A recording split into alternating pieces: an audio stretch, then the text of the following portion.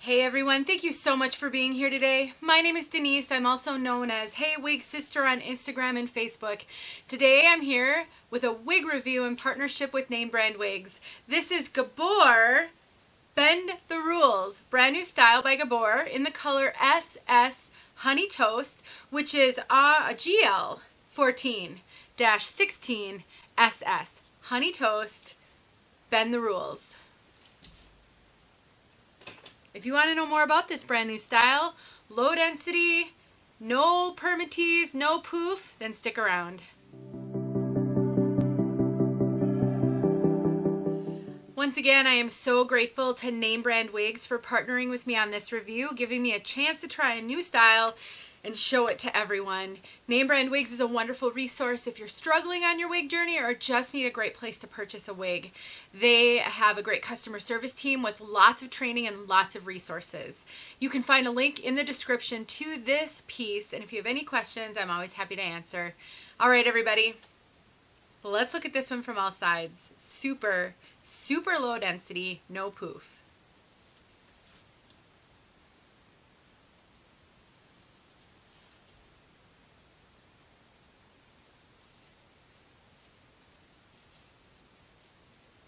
Now, this has a very short nape. The nape is 1.5 inches.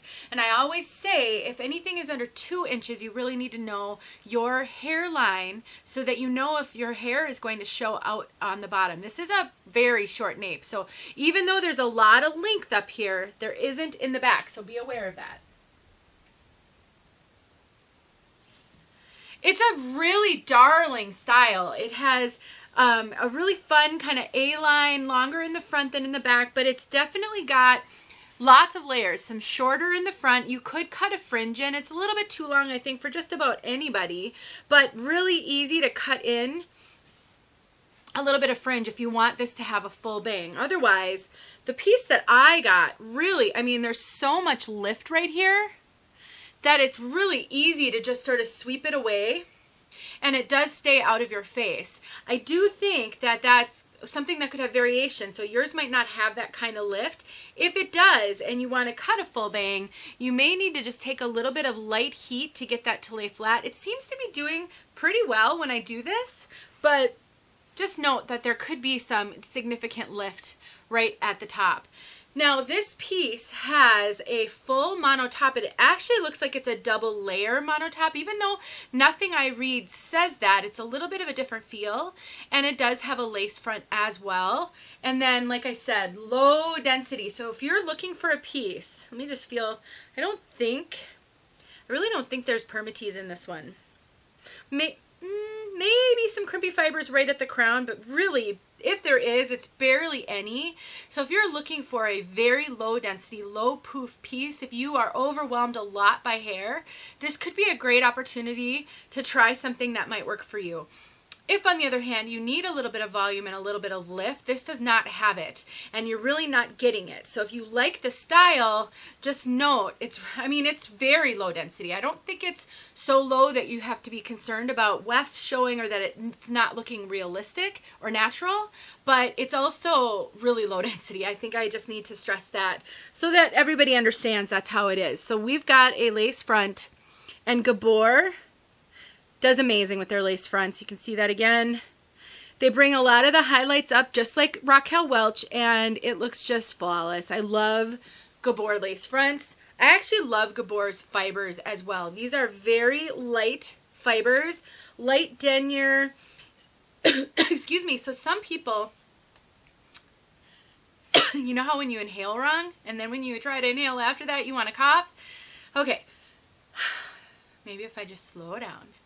Some people who have really fine hair naturally appreciate the fine hair on Gabor fibers, and I'm one of them. I just think it feels and looks incredibly realistic. I really do appreciate it.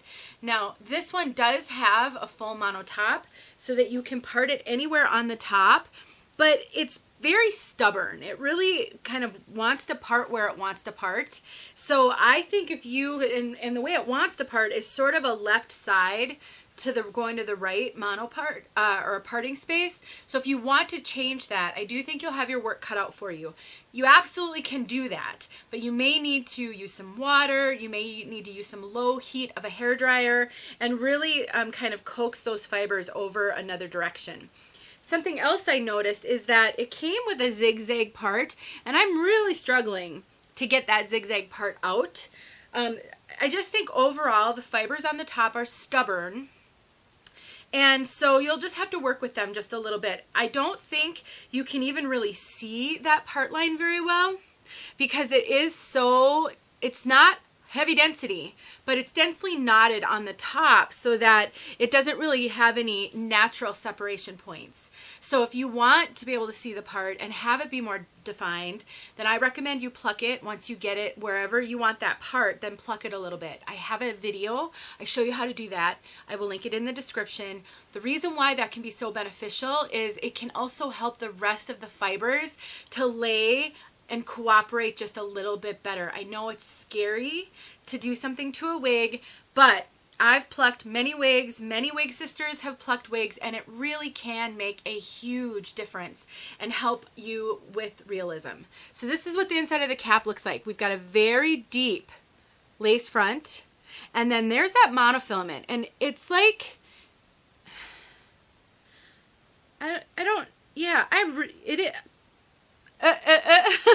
it is like a double layer. So there are 2 layers on this monofilament, and this is nice and soft. So it's not a double mono in the sense that a double mono, typically the underside layer is darker, it makes it look like scalp more. It's a lot more realistic looking. This is just a double layer. It's got like a lace layer over. It's really interesting, really soft. You've got soft ear tabs with bendable stays, extended nape, Velcro adjusters. Gabor makes great caps. I really, really like this brand. And this one is super lightweight, just incredibly lightweight.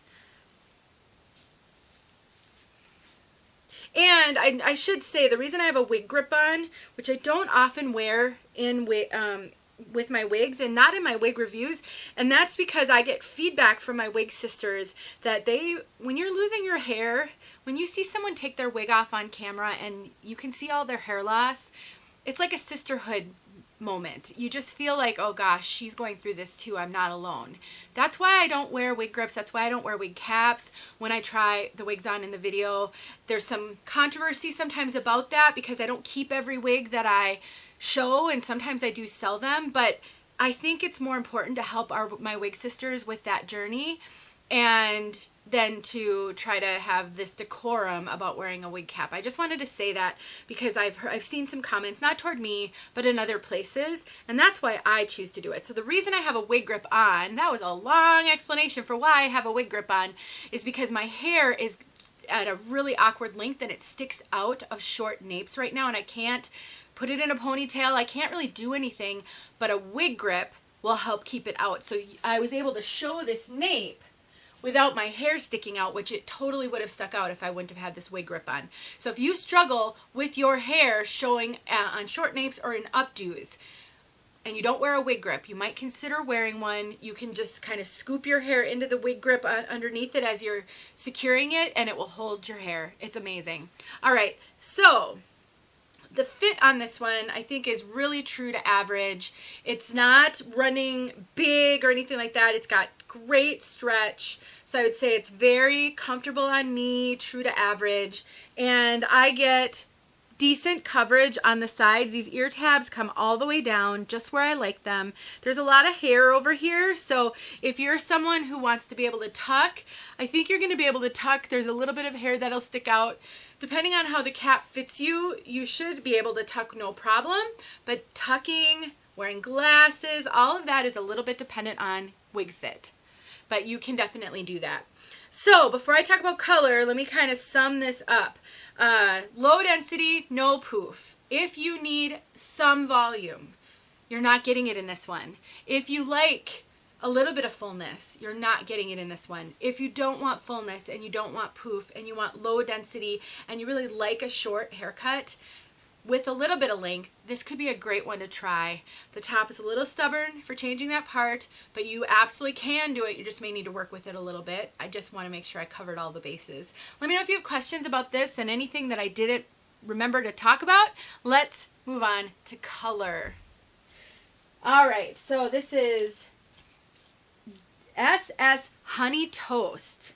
The color codes are 14 and 16, and the SS at the end of the color code means shadow shades. That means this has a shadow root. It is very lightly rooted. Gabor does a phenomenal job on their shadow shades rooting. It is very subtle. It really does just look like a shadow, and it really looks natural. It doesn't look like regrowth. It doesn't look fake. I love Gabor shadow shades. So I think it works for a lot of people if they want rooting or don't want rooting. I do think that they do an excellent job with it. And as you could see, they brought all of those highlights more up to the front. So it really does brighten it up around the face. So if you struggle with rooting, I've got a stray hair in my eye. This one, the rooting isn't extreme. The color 14, so the codes are in the blonde family. So brunette codes end at a 12.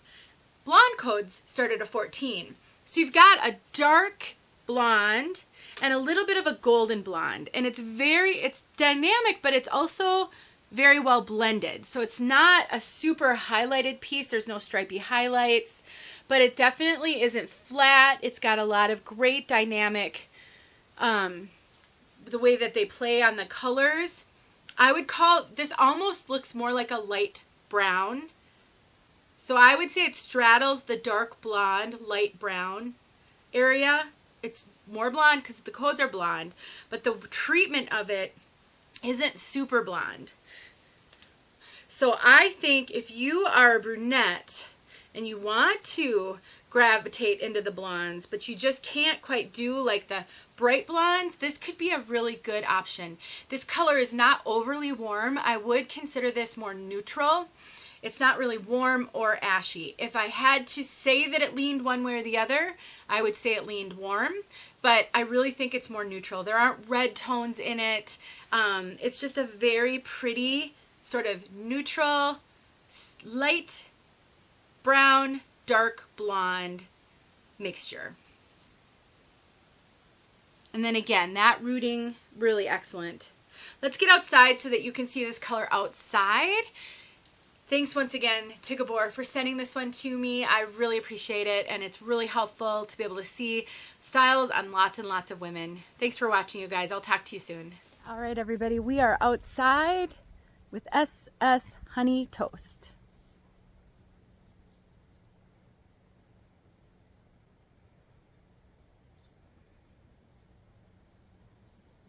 You can really tell out here how subtle that rooting is. It's just so incredibly subtle. If you don't like rooting, but you think you might like this color, I wouldn't stay away from it because it's got the SS. It's so light. I think maybe, even though there's no sun, it's just cloudy, maybe you can see what I mean by this is more of a neutral.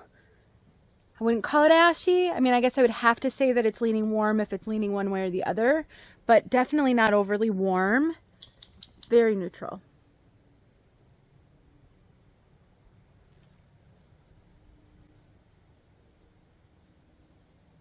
Okay, we'll get up close one more time.